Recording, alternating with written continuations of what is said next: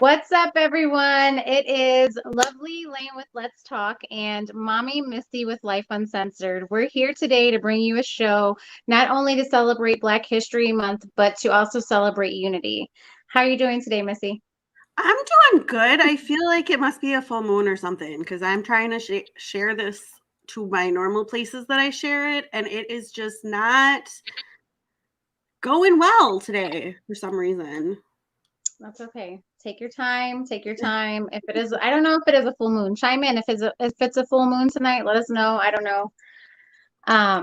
Even with my makeup, though, like, I mean, have you ever done your makeup and just been like, and I was telling Melissa backstage that it was one of those things where a decision was made, you were just going to go with it.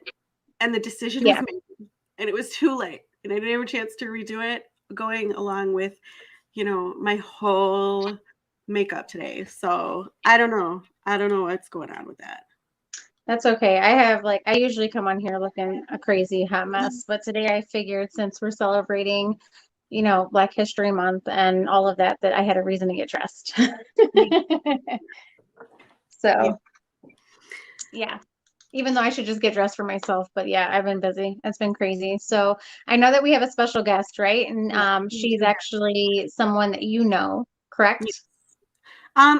This is my actually first time meeting her, but I Okay. just found out backstage before the show that her niece is a good friend of mine since we were 6, and Oh, wow. and her niece is one of the only people that I trusted to babysit my twins for the longest time. That's so funny. Yes. That's so funny. It's a small world. Racing is small, so everybody kind of is connected in some way with one another. I feel like yes. I definitely feel that's I tell people Racine is like Reno, the smallest the biggest little city around. So For sure. For sure.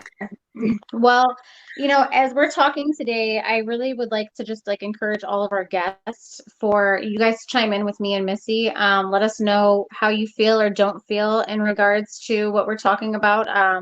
If we offend anybody by what we're talking about, I want to apologize ahead of time, but everybody has their own opinions when it comes to a lot of things. It's just it's going to be a little bit of a touchy show. So, stay tuned and let's see how everything goes.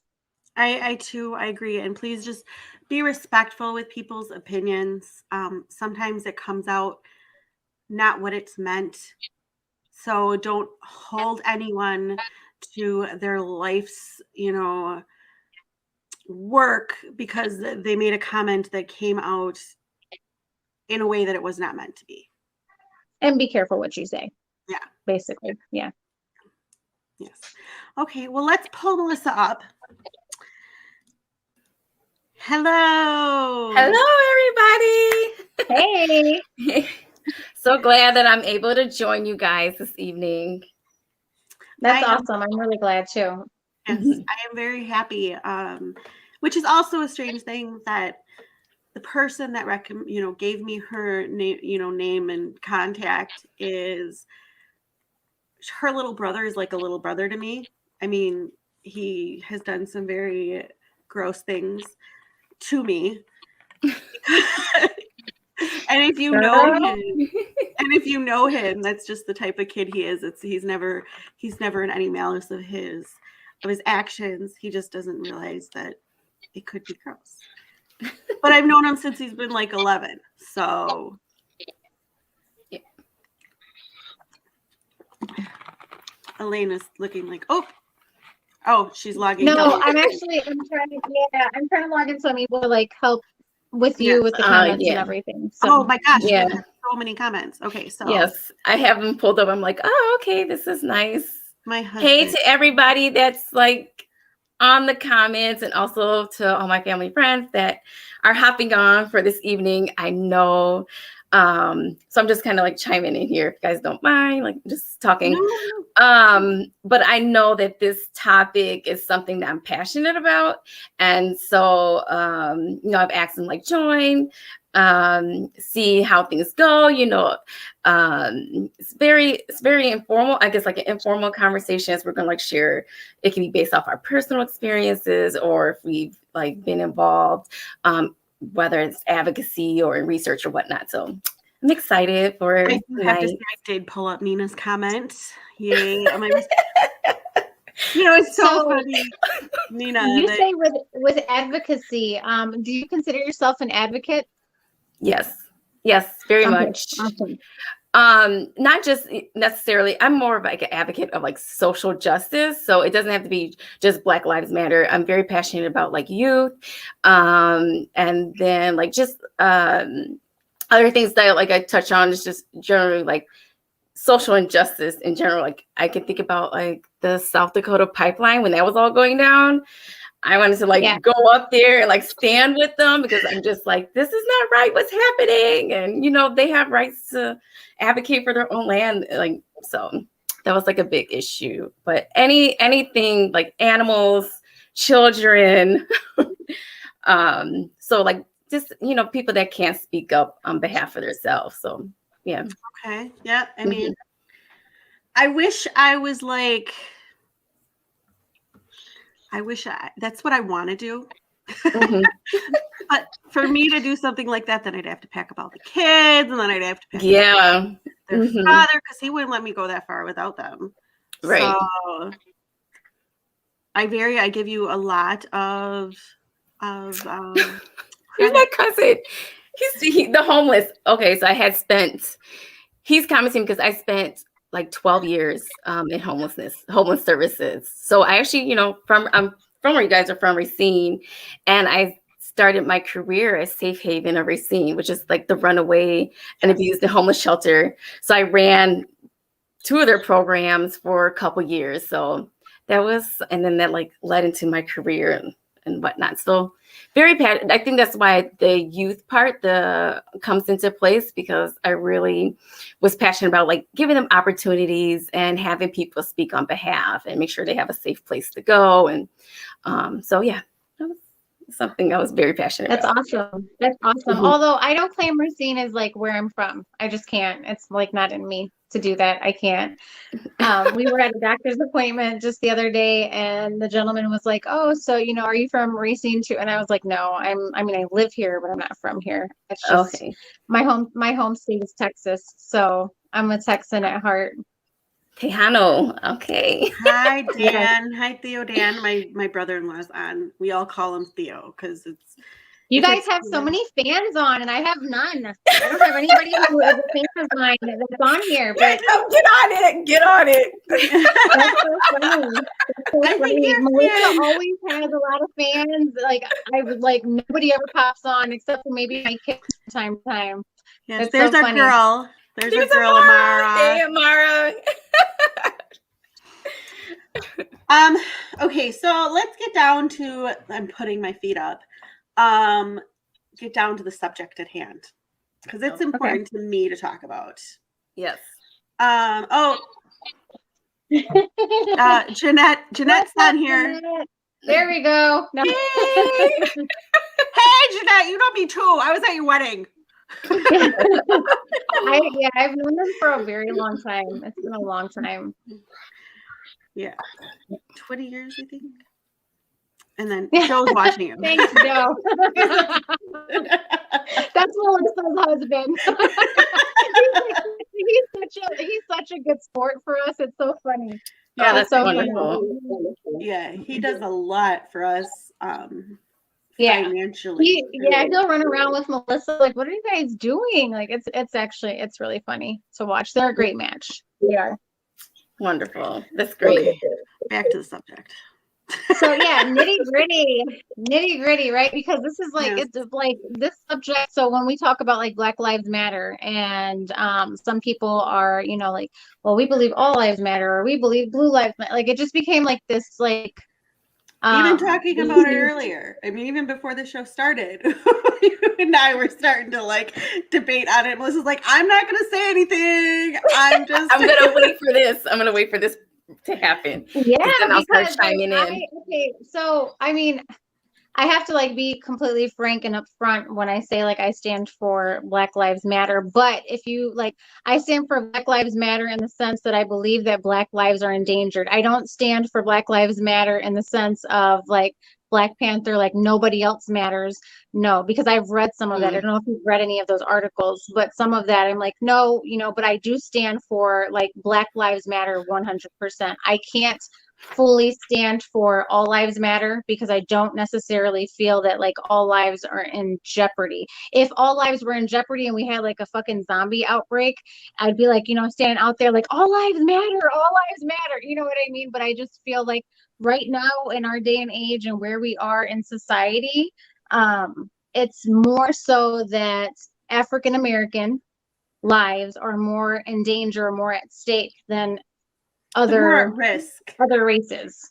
They're more at risk. Right. Not lives, but other races. So people need to understand that when you say like Black Lives Matter, you're not saying like nobody's life matters. What you're saying is that this race of African American people are actually at a higher risk or being attacked in some way.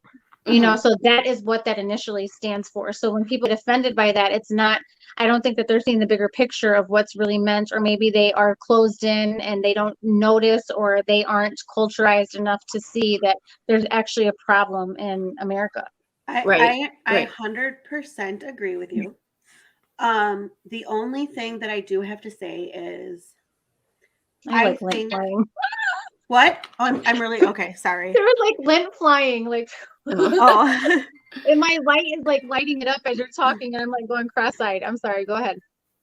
I feel like yes, 100% that in Black Lives Matter, they are more likely to be hurt, pulled over, being a death of violence than any other race. But I do think that Mm-hmm. people in general, like the police in general need to have more training, more psychological evaluations, there has to be something to change to make this pandemic, because it's a pandemic in itself. I mean, forget about the virus that we're dealing. This is a pandemic also. Something has to be changed within society itself to make it safe. Yeah. So I'm gonna chime in because Elaine actually Elaine had said something about I guess I'm gonna just not necessarily use your same words, but paraphrase about that there's a focus on Black Lives Mattering and that it takes away from like all lives mattering, which is kind of implied. So you don't. I'm kind of like, you don't have to say all lives matter because we know that, but there has been like conversations around that when Black people are like Black love, Black empowerment, Black Lives Matter, that it's actually like anti-white. And so I just want to like share that it's not necessarily it's not anti-white. So I think there are some people who are like that, that is what's going to cause a divide racially. Like I'm about, Black lives and whatever. So I wanted to chime into that. And then when in regards to Black people being more at risk and whatnot, I think Big Joe, I think he was like mentioning like, phrasing it better, and a term that people often use now is like the disproportionate violence against Black people, the deaths among Black and brown communities. So like going along that lines of like, there's less Black and brown people here in America, but yet there's overrepresentation when you run data that violence is happening, or, going to jail, prison, being arrested, like having to deal with all that criminal system. So there is that aspect of like how people are like, more Black people are getting targeted or getting beat up, whatever you want to say, pulled over, discriminated against within society. So just want to like put that out there. Mm-hmm. I'm agreement with you. Your bestie, Nina, said police were not meant to deal with mental health crises and issues. We need more crisis intervention and not expect police to do a job that they aren't qualified to do. More mental health. Oh, I'm sorry. More behavioral and mental health support escalation. I agree. I have to disagree. I'm sorry. I have to disagree with that, Nina. And I'm not trying to be like the oddball out. I'm so sorry. I'm like, God, I'm going to be like the one person that always like, no, I can't be that person on this live. But I'm like, I want to hear this. Come on. Like, I mean, I agree, but I disagree. And let me explain why I'm saying this is because although there definitely needs to be more intervention for mental health issues, right? Like I 100% agree with that.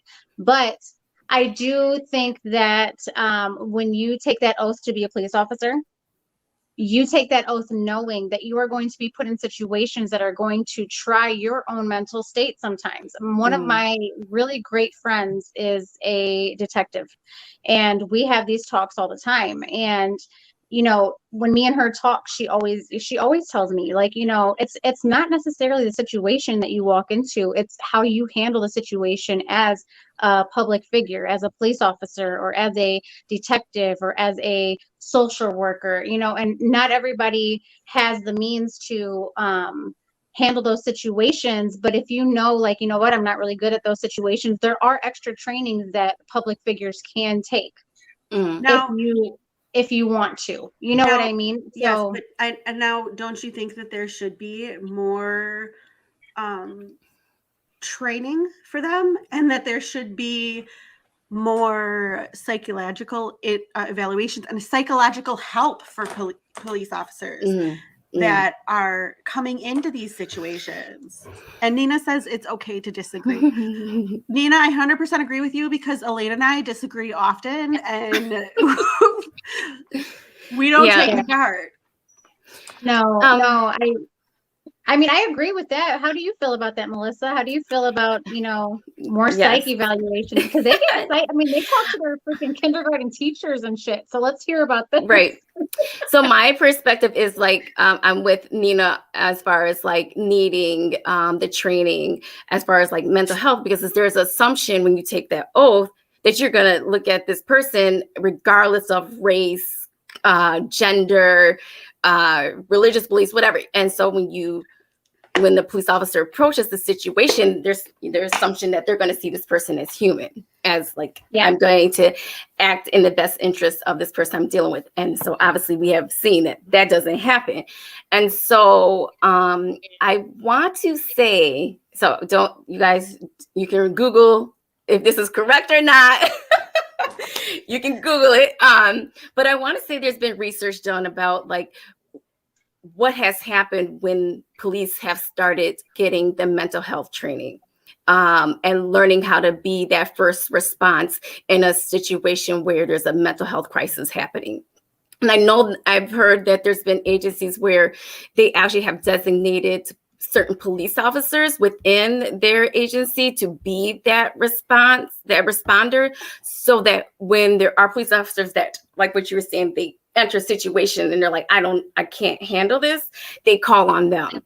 And so the ideal is like that they would just make sure that this person would not be a harm to themselves or others. And so the best thing is like keeping distance, and like this person that is supposed to have the mental health training is supposed to come quickly. Now, I don't know the full details of that, but I do agree. I hear you with that. But even if you don't know how to approach a situation, everybody, first of all, needs to know that cops are only trained to shoot to kill, right? So by the time that they are removing that weapon to shoot, they are only trained to shoot to kill. They're not trained to shoot to injure. They're not trained to shoot to knock your ass down. They're trained to shoot to kill, because at that point they're supposed to see you as a full physical life threat, right? So when we talk about like them not being able to handle certain situations, I also feel like a lot of this generation of cops is very much more afraid of physical combat. I don't know if you remember or not, but let me take y'all back to the 90s real quick, okay? I was a little one, but I want to educate me. School me. Let me take you back to the 90s. Do you remember when we used to watch like the show Cops back in the day, right? Yes. Okay. It was TV. Oh yeah, I was forced to watch it every Monday. Yeah, it was like our first dose of like reality TV, because that's like, you know what I mean? Back then, all you saw was like physical combat. Like cops are trained to take you down, so they used to take people down like no tomorrow. You know what I mean? Now you see a lot less of like that physical combat and more of just that deadly force use. And I feel like that's a huge issue. And you know, I have these talks with like numerous people, because a lot of people are like, man, it's like they just don't want to engage in like some of those tactics that they've been taught to, because truth be told, they're taught a lot in order to handle certain situations. So the only way I really see them like losing it on a situation is if they are completely being personal with it. If it raises a personal bar.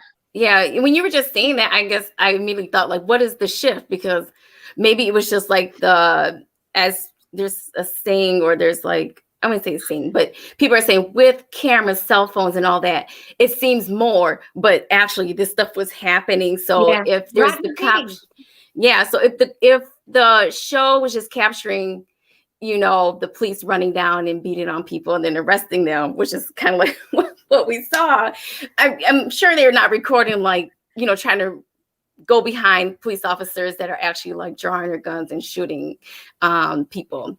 So I don't know if there's like an actual change that happened, or if it's just a matter of like the availability of like videos being recorded, along with like a lot of things I think that we see when it's recorded is being captured on cell phones, or like, what is that? House Body cameras cam. or whatnot. Yeah. Well, so there's the issue of the body cams of being off when things start to go down. But we have two comments I want to bring up. Okay. Jessica Dawkins. Dawkins. Okay. Yes. Sorry, Yes. I murdered my own name, so don't please take offense. No matter how much behavioral health interventions is that there's out there, the police are still going to come across with people with mental health issues, and some that are off medication. The police need to be trained to know how to handle these types of issues. And I completely agree. Oh, and then, actually, two more just came up. Michelle Ellen LeCount Nedfield. Cops with PTSD, they need assistance, not to have years of experience build up and think that would help. Also, I have to discuss with Missy before they were being monitored every so often to check mental health. Yes, and you're the reason why I think now that they should be, because I had that conversation with her. Mm-hmm. Cops were seeing the 90s, knew that they were being recorded for that show. Social media and live have allowed us to use those cops that aren't being primed to be recorded. Yes. Well, I would like for you to then, if you think that, okay, I would like, if you know any cop at all, I want you to ask them if back then there were more cops in the generation previous that would use more physical combat over lethal force. I'm sure you could run some there. I'm sure there. I would think there's some kind of level of there stats has to on be, that. and I She's saying that cops was over exaggerated, like the Jerry Springer. Oh, I 100% agree with that. It was like reality TV. That's what the quotations were for, you guys. That's what the quotations were for. Reality TV, because reality TV was joke too. I just looked up just now while we were talking a video they have of over in the UK dealing with a mental health individual, and how the police are trained in our country compared to over in other countries in Europe. And even speaking with my sister-in-law who lives in the Netherlands, they deal completely different. If I talk to my niece who's over there, it's a completely different social culture and way of thinking.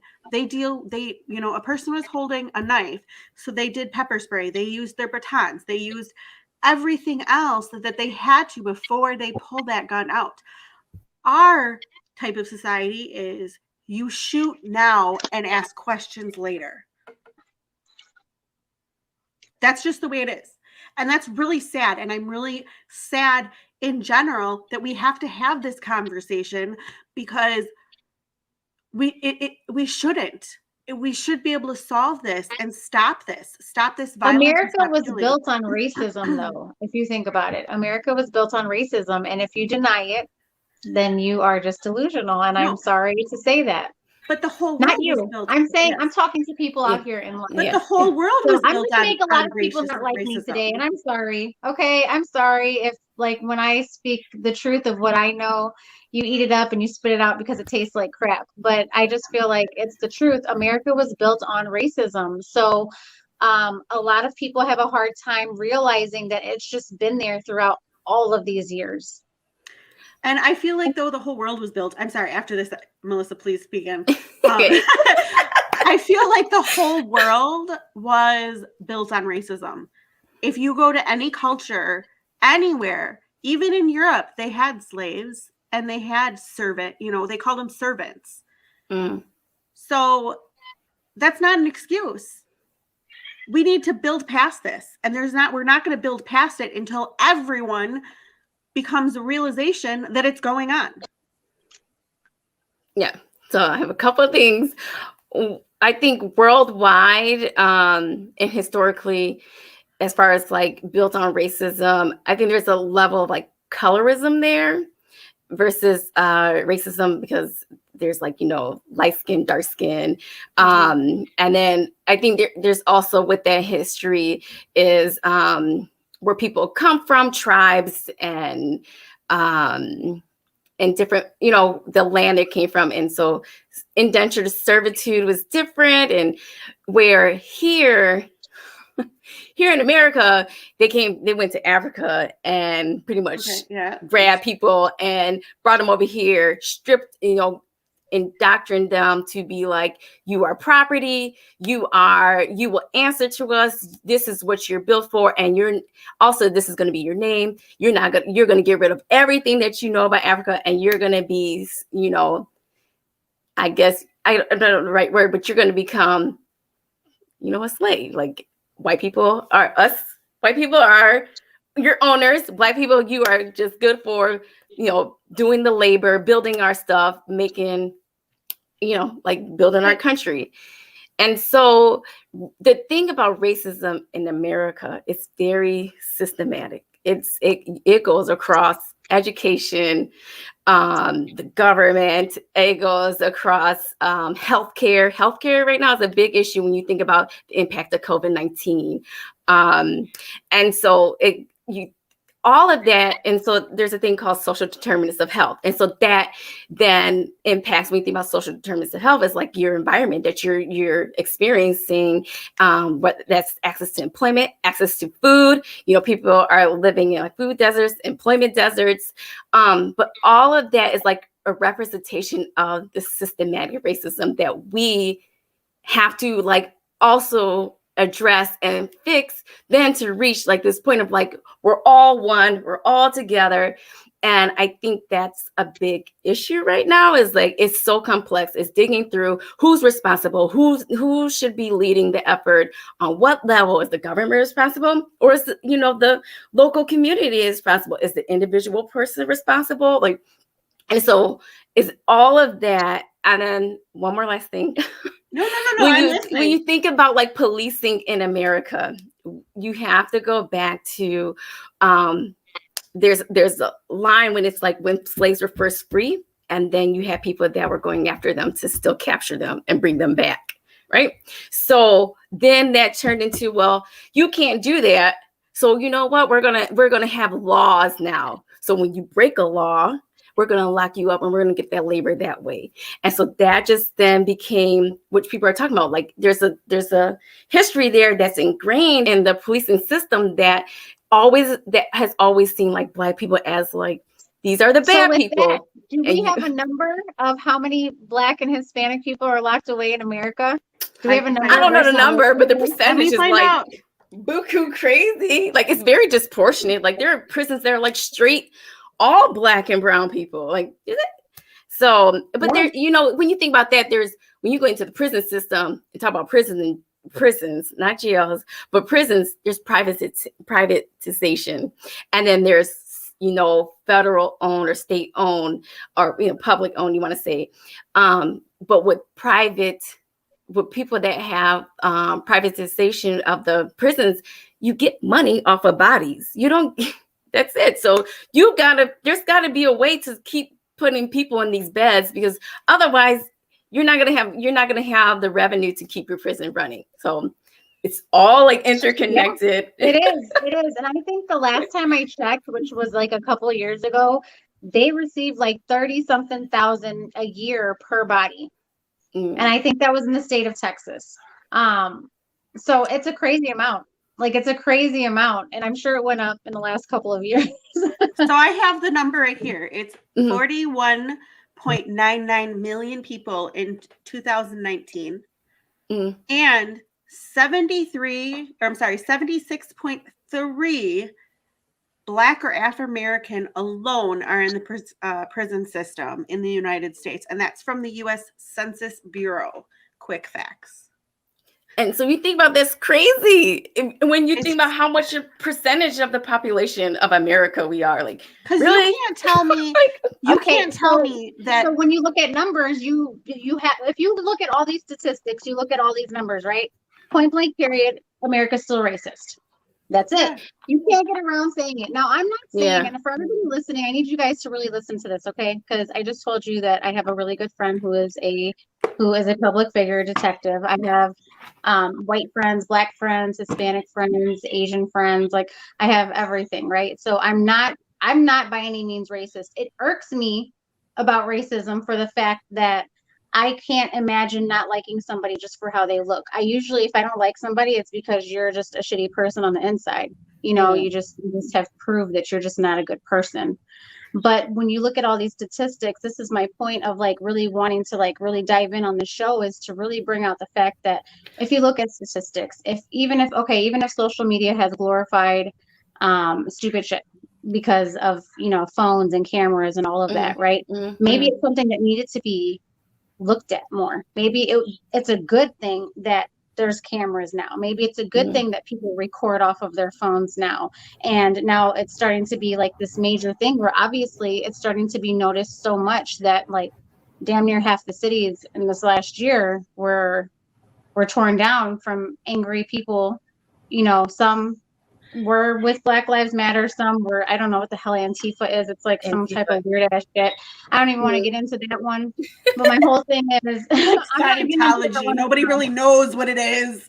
But my whole thing is that obviously the whole reason that all three of us are on here to be in an agreement is that there is an issue, and it being Black History Month, like everybody wants to say like, oh, because we threw up a couple posters, or because we sit there and we're like, hey, happy Black History Month. Like, that don't mean shit if you're not doing anything for the whole 11 rest of the months of the year. Okay. Like it's just, it doesn't mean anything. So, and just because you have, and I have to like correct myself too, just because you have Black friends, just because you have whatever Hispanic friends or Asian friends or whatever, does not necessarily mean that you aren't racist, because you could be one of those people who just plot in the dark. Okay. I just have to put it out there. But before you guys get to say anything, I just want to let everyone know that I just genuinely love people, but I also want to tell y'all just a few like positive things since it's Black History Month. That I bet a lot of y'all didn't know that you use that African American people actually created. So can The I Nerf gun. What's The Nerf that? gun. The Nerf gun. Oh, Nerf gun. all boy moms love that, and even girl moms, because they have girl Nerf guns too. In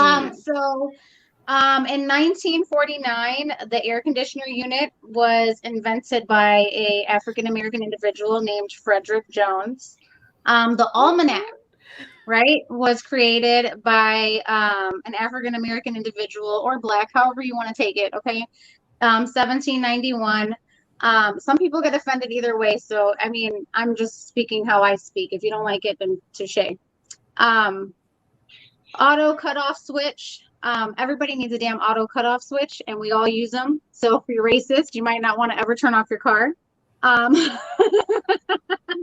That was created by a Black individual. Also, his name was Granville Woods in 1839. I'm just going to kind of go down the list and not give all the names, right? So an auto fishing device. I know there's a lot of fishers out there.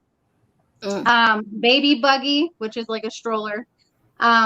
Biscuit cutter, blood pressure plasma bag, right? That saved a few of people's lives there. All right. Chamber commode, clothes dryer, curtain rod support, doorknob, doorstop, egg beater, electric lamp bulb. No idea what the hell that is. I look elevator, it up. huh?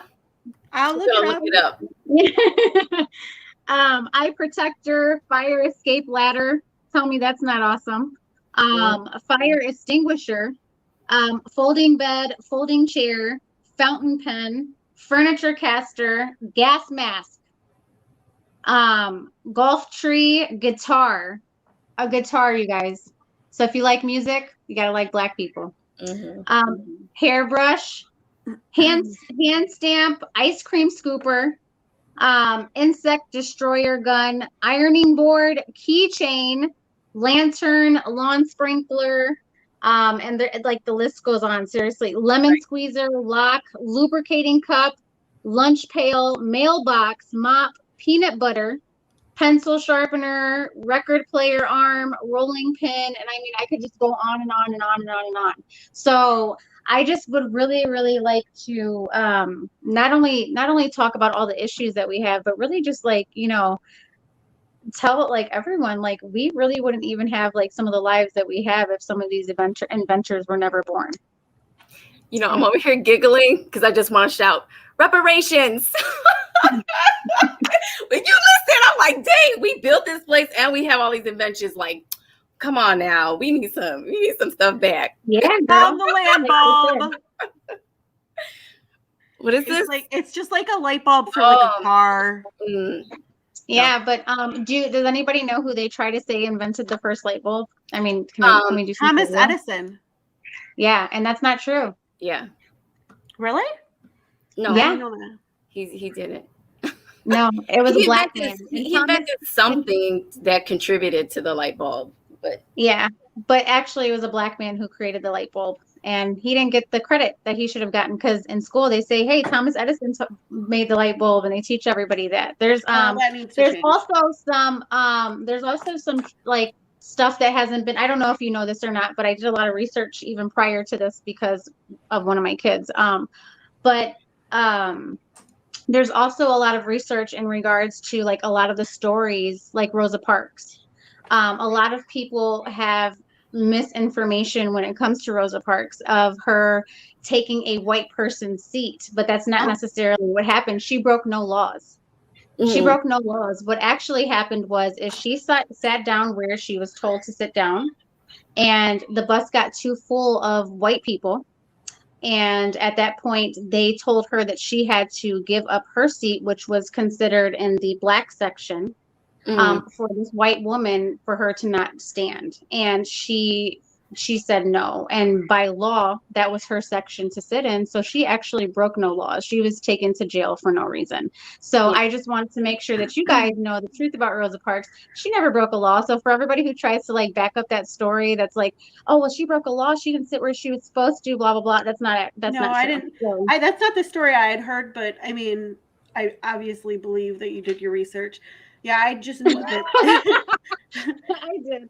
Yeah, I mean, I didn't know, like, I didn't think that, I thought it was actually the bus was empty and these black kids wanted to sit where she was sitting, and she told them her to get up, and she said no, and then she got arrested. So no, there's actual audio of her speaking to I don't know if she was speaking to like a reporter or whatnot, but there's actual audio of her speaking, so you can Google that and pull it up. Yeah, I'm gonna add in, since we're like talking about history, you know, everyone pushes Rosa Parks as like the leader of like the change for bus boycotts, when actually she was not the first person. No, she wasn't. There was a young lady before her, and so, you know, like I'm not for sure what the organization was, but the young lady ended up getting pregnant. And so they just thought, like, you're not like a good face for this movement. And so Rosa Parks had also, and so they went with Rosa Parks. But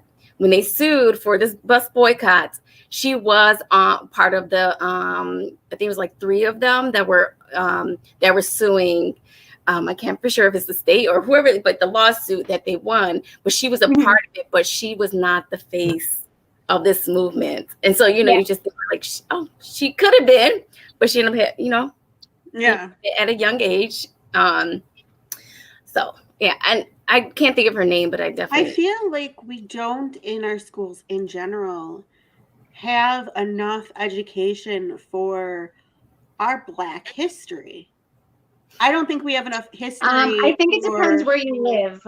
When I grew up in Texas, all of your middle school years, 6th, 7th, and 8th grade, are all based on culture and Black history. Like when you go to history class, every history class is Black history. Oh, for 6th, 7th, and 8th. So yeah, it's really nice because I came up here And when I came up here, I'm like, y'all don't have Black history. Like it was really, really weird for me. But I'm glad that I've been like well educated on some of it because it definitely is something that I stand for. Yeah, as someone from Racine and being part of like the public school system, I had to take Black history as an elective. So, while you can choose gym class, whatever, music class, choir, whatever, Black history was offered as an elective. And I did that because I was like, I know there's more to Black people than what I learned in American history. Like, it's just we came over on boat, we were chattel slavery, and then the 60s happened, and now we're better.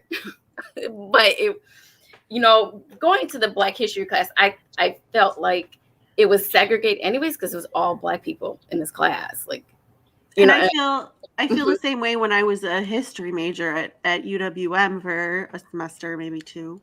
I don't know. I was a lot of majors. So when I took the history major and I did a lot of the Hispanic culture history classes, that's all I saw was other Hispanic people. And I would actually get looked at because I don't look Hispanic. I don't look Mexican. I'm 50-50. Guess what side I took care of? Look more like. I look like my mom. When it comes to skin color, my face, I have my, the Munoz, my dad's side nose. I look a lot, I have the same face shape as his sister. And for a while, I thought I looked like my mom's sister. And I really now think I more represent my dad's side. But because of my light skin color and because I was not, I didn't represent what people thought was a person of Mexican culture. It very much, and I know you and Melissa, you and I had a conversation about this, not looking the part of what people think, so they just don't include you in it. I was not Mexican enough for the Mexicans. I was not, Caucasian enough for the Caucasians. Like, I just you should have went and hung out with the Black people because they would have accepted you. Because that was the same thing for me. I mean, truth be told, I grew up in Houston, so I wasn't like Latina enough for the Latinas. When I came up here, first of all, I sounded country as ever. Okay, because I grew up in Texas, so I had some like southern twang to me. And when I would talk, I mean, I've lost all of that now, right? Like, I don't even sound like I'm from Texas anymore. But when I would talk, like a lot of people would say stupid shit to me, like, "Hey, well, why do you talk like you're Black?" Or, why don't you know Spanish or whatever? And I had to realize, like, truth be told, and I'm just gonna keep it 100% real.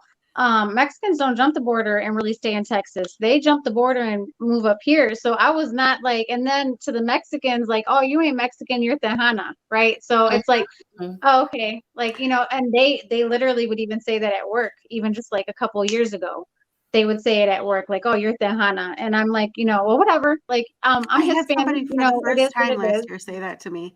And I was so offended because with my great-grandfather and knowing part of his history, we didn't move on the border. The border moved on us. And Melissa, I know that you speaking of, you are Caucasian and you are Black, like you had a hard time because people on both sides really didn't accept you, correct? I wouldn't say accept, but there was definitely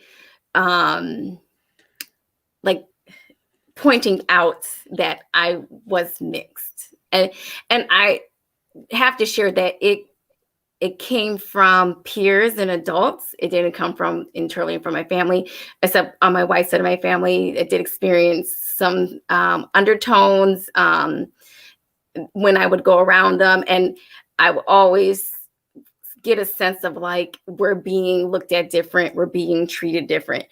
Now, I do recognize there's maybe some socioeconomic things that are at play there as well, because we were poor. They were more on the, I guess, rich side. But when it came to peers, and this was your family? This was your family? Within my own family. But outside of my family is when I learned, like, I would say, what the world really like thought of like Black people or mixed people, because you being mixed means that your parents cross lines of races, and that's not good. That's like, you are, I don't, there's a way to say, like, you're messing up like the bloodline kind of thing. Like, white should be whites and Black should be Blacks. And so there's like a time I was working at a retail store, and this woman did not know I was mixed. My assumption is like, oh, look at my hair, my skin color, like, you gotta assume it. But she was an older white woman, and there was a Black and white couple walking past with their baby in a stroller, and she was like, right next to me, that kid is going to grow up and be so messed up and confused. And I was like, what? I mean, I didn't say anything because she's like probably double my age, 3 times my age. But I just stood there and was like, that is what something is said about mixed people. You're growing up confused. Some of us see it as best of both worlds. Some of us see it no. But for me, I experienced the world as like a Black person. I don't know what it is to like feel white. I really don't. There's like a time I went to the hospital, and my mother's white, and my mother, I guess, had put that I was white, and the woman was checking me in, and she looked at me and she's like, oh, this says you're white. You're not white. And I was like, ma'am, actually my mother's white. And she's like, oh, like she got, it's like a moment of like, shit, I just fucked up real quick. Yeah. And I'm like, yeah, you just like assume that it was just a full mistake. I can understand. I don't look white. I get it. But it was just that moment of realization, like we go by this check one box, and we're so racially driven in this country of like, when you meet a person and assumptions that come with it. But yes, definitely like peers let me know, that, I'm not, and I think that's exactly Black, and I'm definitely not white. So I think that's part of the problem that we have to start addressing, because if you dealt with that as a kid growing up, and that comes, kids aren't born racist. I mean, I showed you my twins. If anyone wants to look at my twins, one is darker than the other. Let me ask you, Missy, what do you identify with when you check those boxes? Like, Hispanic. So you identify with Hispanic. Yeah. Right. So I mean, my mother has instilled in me from such a younger age to check that box, because checking that box as a minority, in one sense, you get more opportunities when it comes to school and when it comes to grants and when it comes to. I was leading to that. I'm glad you said that. And the other side, when I check that box, a lot of people assume that I just married a Mexican. Now that I'm older. When I was a kid, I even had teachers that I had one specific teacher, and it was a gym teacher that was completely racist and was a jerk to me the whole entire time until he met my mother. And then when he met my mother, he was like, oh. So you would have to say then that like even you experienced that as a kid, being white and Hispanic. Oh yeah, I have. Mm-hmm. Yeah. So the end result of this show is that there's a lot of racism that needs to be fixed in America. Yeah. And I just want to share, like, these conversations is what's important to happen, because then you can start breaking down stereotypes. You can start getting at the root of like, was it just an individual experience, or is this something that's systematic? So yes, these conversations are what needs to happen. And just a reminder, like, this is so complex. It's so complex. And this isn't going to be solved with this one kind of like go back to my comment, like when I moved up here and I wasn't like necessarily accepted from like any group, me growing up in Houston, I was primarily around African American Black people all of the time. So when I noticed like, well, dang, a lot of the Mexicans up here are like talking junk, they're saying certain stuff about me. I actually only had a lot of Black friends at that time because I'm like, I never got questioned of why I sounded so damn country because they knew I was from Texas. So they're like, this girl's country as hell. Like she sounds so country, as to where, and then I never got questioned of like, why don't you speak Spanish or whatever. And that there's a real reason why I don't speak Spanish. The reason I don't speak Spanish is because my mom and all of her siblings, they all learned English first and then Spanish because the way they were taught is if you spoke with an accent, you were looked at as lower or less educated. Yeah. And still to date, people think that. When you have a Mexican lady that comes talk to you, nobody ever assumes that lady got a master's degree. Let's just keep it real. No one ever assumes that unless she walks in looking like a Selma Hayek. Yeah. But when you see like a Maria and she's over there serving some food or whatever, they don't know that maybe she's been to college or whatever it is. Okay. There's a lot of assumptions and there's a lot of prejudice outside of just being racist that conclude and add into racism. I 100% agree. And this is not going to get solved by this conversation. But the fact that we have these conversations and I have conversations like this with my children makes the difference. It starts small. Yes. Because no revolution started with, the Million Man March. It started small and it built itself up. And it's being supported by different races. And it's being supported by and having friends of all walks of life. Yeah. Because I grew up in a middle-class household. I had a lot of friends that didn't. But then I had a lot of friends that, grew up in, I've been into my friends have my houses and I'm like, you live in a fucking mansion. Like, wait, you have more than one bathroom in your house? Like, I mean, still my kids have one bathroom. Jesus Christ, I didn't even move up there.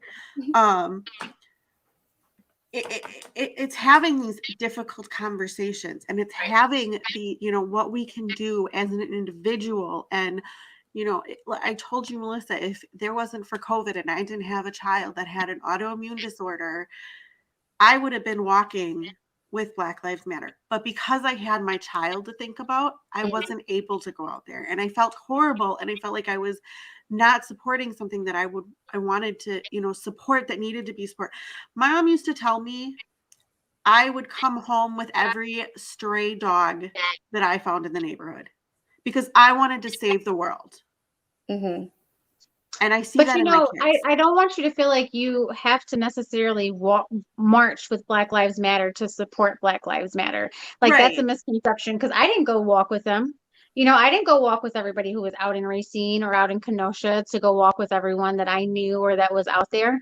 But I supported in other ways. And that's the key to it is that you don't have to show your face to support it. Like you literally can support all of that behind the scenes. You don't have to like take that time to go out there. Or you don't even have to jump and try to save certain individuals or, it's more so on, making a stance and making a change for who you are and always standing on that truth, even when it's hard, it's like stuck to you in the face. And somebody who you might really look up to might be like, well, you stand for that or and it's that point, like almost like when you believe in Jesus, right? Like, and then someone tries to like counteract that. It's like, what is that next step that you actually do to show where your beliefs are? I feel like that's when you really fight for Black Lives Matter. Yeah. Yeah. I have a couple of things. I'm ready. Just real quick. No. Keep going. We can talk, girl, but like jump in at any point in time. Okay. Make sure I watch the time. So, Elaine, when you were talking about like the way you speak and talk and like people assume because you talk a certain way. Yes.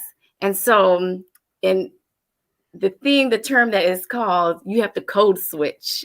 Code switch is how we have navigated, like getting jobs, getting opportunities, benefits. It's like you have to turn off how you speak around your family and friends and fix your words, fix your mouth, fix it all, because you have to be able to cater to what the white people want to see, because usually it's white people that are the person in control and power.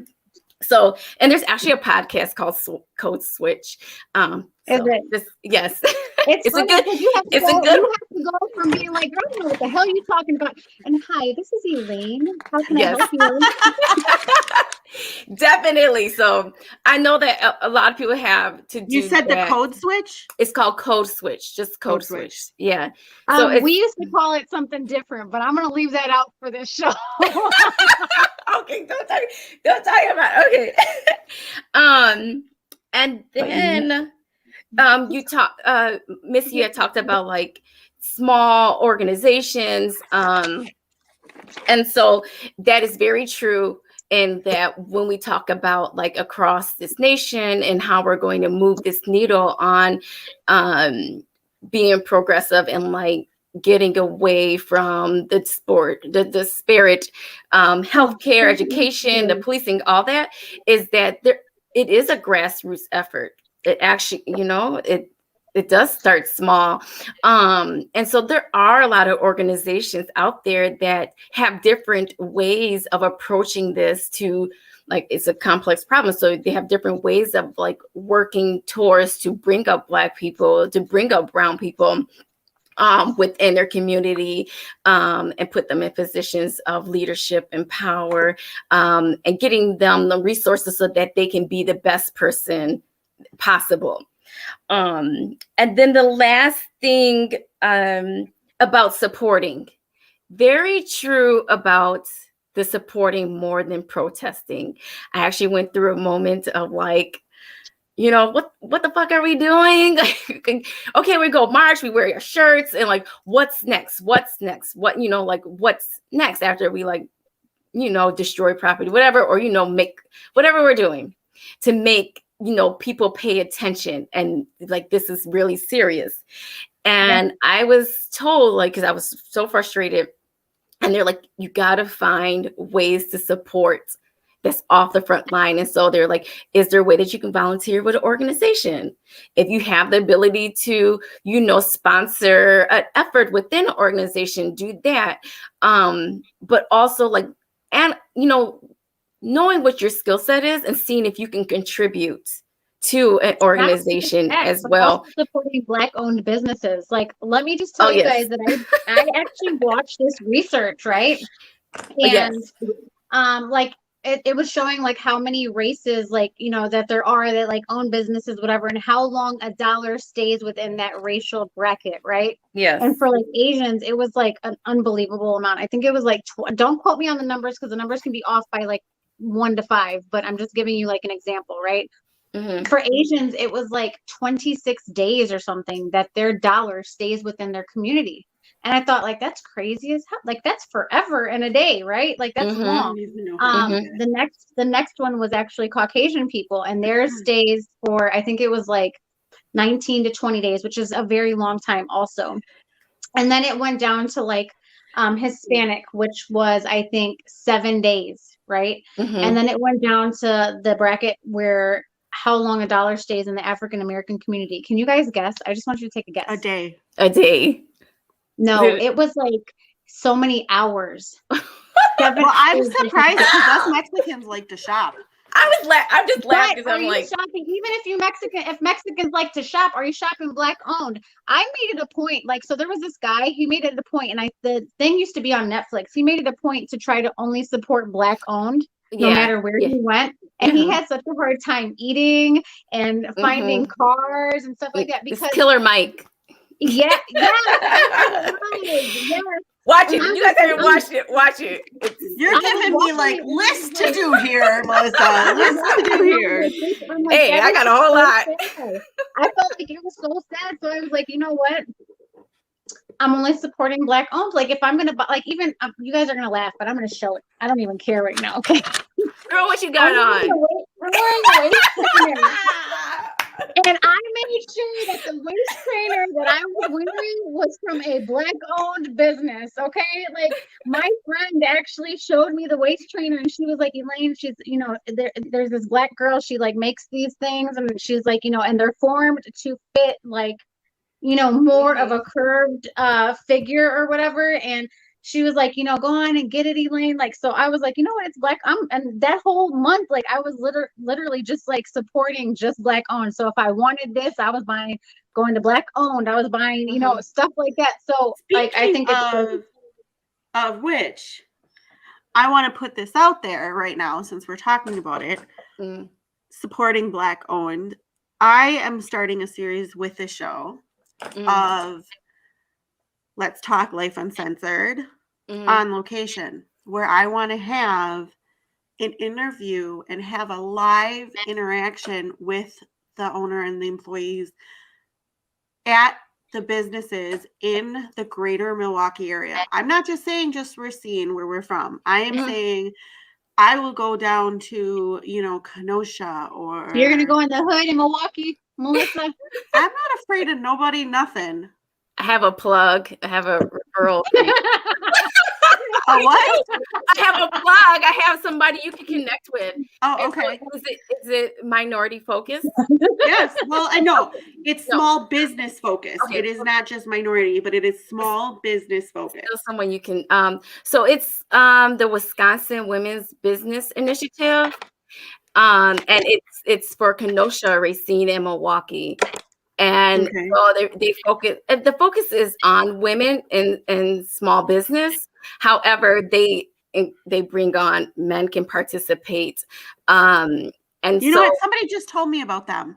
Yeah. Monty, that was on last week. So I would say connect with them, as they definitely fund. They put money into small businesses so that they can start up. Offer trainings, education about getting their LLC. They do a number of things. See, I don't have to worry. Big Joe said he'll go with me. Okay. So I do want to encourage everybody that's watching, if you have a small business, definitely contact Missy. She not only will promote your business, she will also talk with you about your business. She'll stop in. She'll always take free samples, by the way, just leaving it out there. And we are looking for sponsors. If you are in the position of sponsoring part of our show, which is just covering the cost of the software and things that we use to run this show, we are always looking for sponsors to help us, because right now, currently, this is just coming out of our pocket. Yes. And just making sure that you contact her. You can hit her up on her Facebook page or even her Life Uncensored page. And then I also want to leave the door open. So Let's Talk kind of targets more of, people telling their testimonies, people talking about stuff that they wouldn't normally talk about, hot seat stuff. Interviewing, and also just, having a good time. Sometimes it's just fun conversation. If you have anything that you want to do with that, also, I don't mind throwing a promotion up there from time to time too. If you are talking to me about an interview and you happen to have a success story that you made it, and you want to come on the show and have me interview you from, started from the bottom, now you here type shit, you just hit me up and, I got you for that. I'm going to tap you. I'm going to highlight you. Okay. I got testimony. Okay. And then a quick plug for me is that I do have started my small business, and there you go, Missy. Yeah, so it's Creations by Melianne. I have an Instagram page where you can scroll through and see all the things that I have tapped into, but this has started as painting, and so these are all my paintings right here. And I can pull it up real quick. So they're not all my paintings, but I have them hanging on my wall. I have other paintings. And so when we think about it ties to this because these all reflect what's been happening. It's art therapy, but it's an expression. And then also I will sell. I will sell if you want to buy. But I have like other things that I'm a creative for. So definitely like you guys can look at my page, even if it's just like, browsing and seeing like what kind of things What's I'm your into. IG? What's your IG name? It's Creations I'm gonna pull it by. up, Oh, okay. but I can't find it in our text messages. Oh, but it's I got creation. it. Never mind. Okay. I got it. So it's Creations by Mellyanne. And so that's my quick plug on my business. Oh, I'm pulling it up Awesome. right now. That's awesome. Make So- sure that you guys are going and liking both pages, y'all. Make sure you're liking Life Uncensored and Let's Talk. We are in here in a series together. Make sure you go and definitely go like my IG. It's Lovely Lane. It's at the bottom of my thing. And Missy, do you have your IG? What's your Instagram? I don't know right now. Oh my God. Come on, girl, you gotta be on top of it. I'm working on it. Hold on. You don't know your IG name? You It have ain't to that- get I together. think it's Mommy Missy _LU, Mm. but I can tell you in a second. So here And is. if you need help with a waist trainer that's from like a black owned business, let me know because the one that I'm rocking is like awesome. Mm-hmm. Hold on, I'm finding it right now. Oh, you weren't supposed to do that. Okay, so here is her site, right? Correct? Yes. Yes. Yep. And this is what she is. So I do wreaths, I do gifts. I've done a lot Do of you wreaths. ship? Do I ship? I do. The wreaths can get pricey to ship, just because of the size. So I could always do like a smaller version of a wreath. I've done that. So there's like the one that's with the red, that's a poinsettia. Like that would be cheaper to ship. Okay. Except bigger. But I do ship. Usually it depends on the size, but usually shipping's like $5 to $15. And that's just not like bad. just depending on the package. So, but this is like all the things I like dabble into: waist beads, bracelets. I make treasure boxes.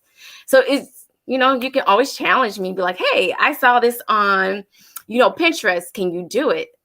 I like being challenged. So, instead of like, you could support a small Black business by tapping me and be like, hey, can you? And I like to say, I'm very good. I definitely detail oriented when I do my work. And so I really like doing quality work.